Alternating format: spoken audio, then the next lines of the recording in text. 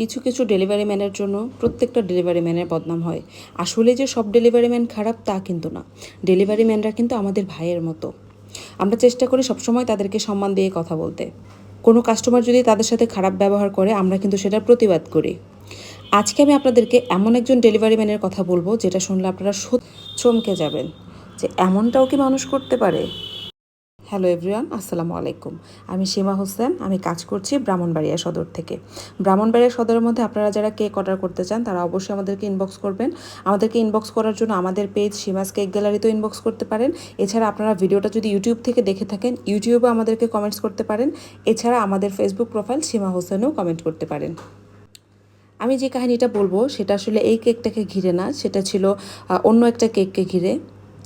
কেকটা ভাইয়া অর্ডার করেছিলেন সৌদি আরব থেকে। ভাইয়ার ছোট 2 বোনের জন্য কেকটা অর্ডার করেছিলেন। খুবই শখ করে ভাইয়া কেকটা অর্ডার